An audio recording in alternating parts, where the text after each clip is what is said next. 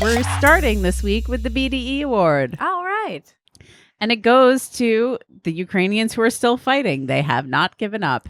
Those scrappy little Ukrainians out there fighting the super world power. I hate covering this because by the time this goes out, it gets like worse and worse every week. Yeah.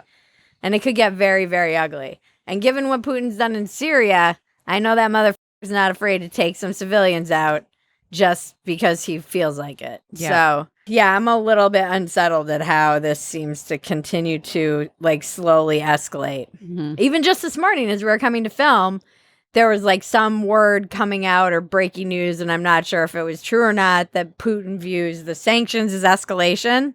Right. And it's like, oh, like great. an act So of war, we're in war. basically. Yeah.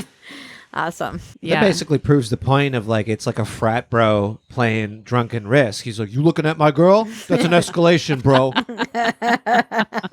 So then we have Zelenskyy still, because we all should have known he had giant balls because there was this amazing video of him when he was still a comic that came to the surface. Oh, yeah, where he was playing the piano. Yeah, Hava Nagila. Yeah, with his dick.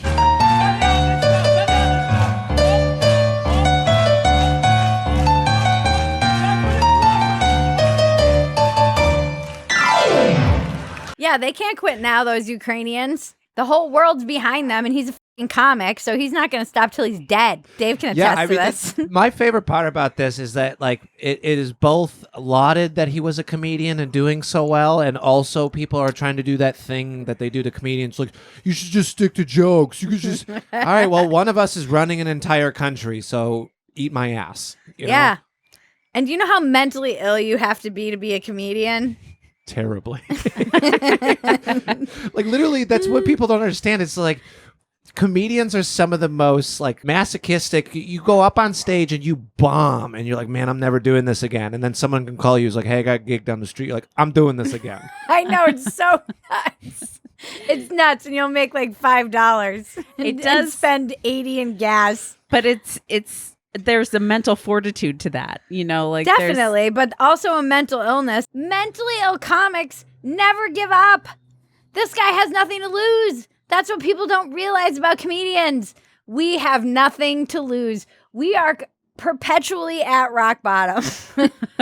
This is our starting point. Well, and two, it's like our give a tanks couldn't be emptier right now. No. And then there are all the TikTokers thirst trapping Zelenskyy. I would never let a man spit in my mouth. I don't know why y'all keep saying, oh, spit in my mouth, spit in my mouth. That's fucking nasty.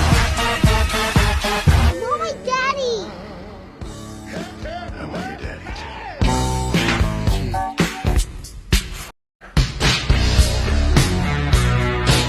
too. I mean, can you imagine you are close to death every day of your entire life and you've never been more fuckable?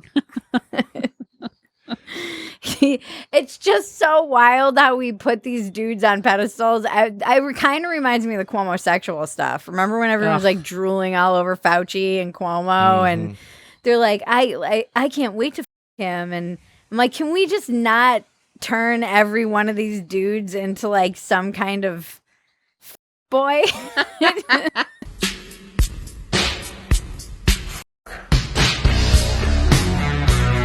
That's how sad the state of manhood is right now. That if a man like steps up to the plate and behaves like a man, everyone in the world is like, that's my boy.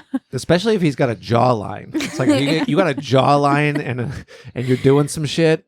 Game on. Well, that's another reason why Zelenskyy will never quit. He's like, I got to make it through this war so I can all these women that are tweeting about me. Very strong wife.